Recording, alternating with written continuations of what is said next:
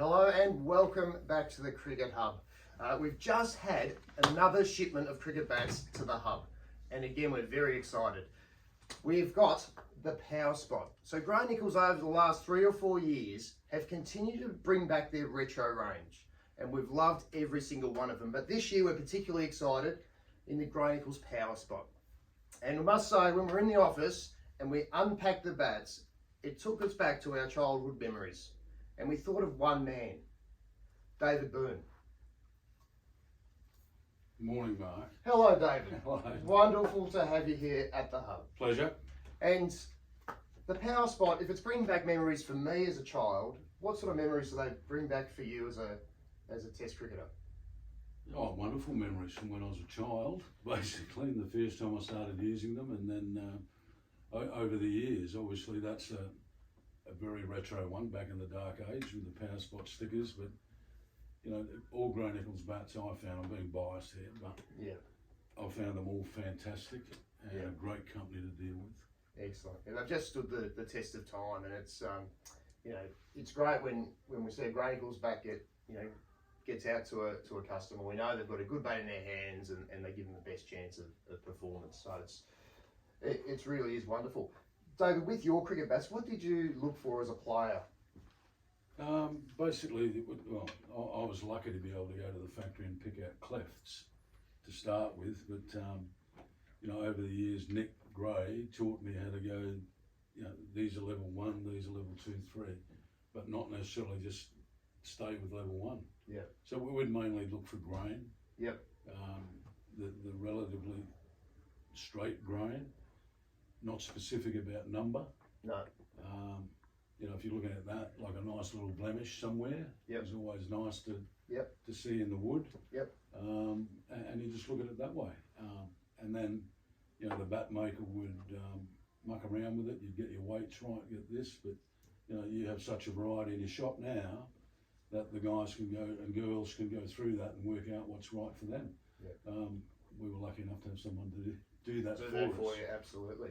But it's great to see that what Gray Nicolls have always done is that sticker has stayed the same, and on the back, some form of the sword has always been there as well. So they are very traditional. Absolutely, they certainly are. Actually, you may not know this. So one of the things that we do here is we actually let players demo the bats.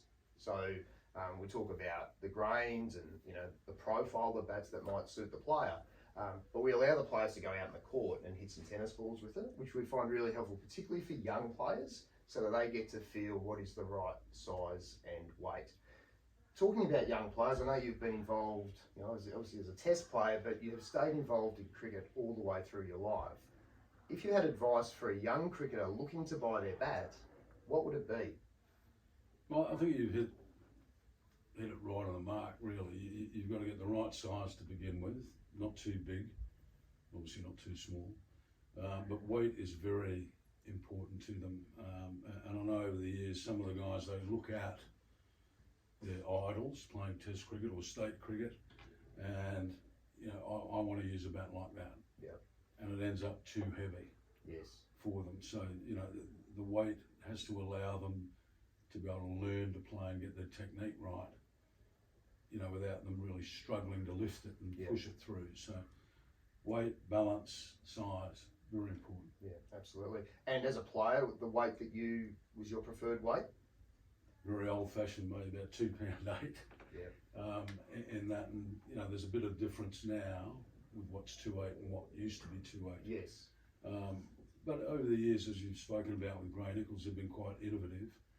And generally speaking, a lot of the stuff that used to go into a shop was pressed at around 500 kilos. Yep. To make it last, because people are paying good money for it. Mine, we started in, you know, towards the latter part of my career, the last 3 or 4 years, to press them at about 40 at the maximum. Yep. And that allowed a little bit of stretch, what you see now. Yep. In the bats, and they became a little bit bigger and a little bit lighter for the amount of wood you got. So wouldn't last as long, but no. They were fantastic, brilliant. I guess it is ultimately all about performance, and you know, I guess here at the hub, having that big range of bats is about giving you that best chance of getting the performance, but also to back that up is, you know, we've got staff here that play a lot of cricket. We've got Test cricketers and state cricketers that can actually help lead those young players towards the bat. So we feel like it's a really good opportunity to make sure you get the right bat. So that's a little plug for the hub, but it's we're very passionate about that. It's a wonderful thing to have. Is that passion for it and to go, to talk to mum and dad, to get them to help convince a young player, girl or boy, of what might suit them, and you look through your range. You've got so much, but Gray Nicolls obviously being biased again. That's where I'd go, but just to get it right for them so that they can be the best they can be and learn the game is super important.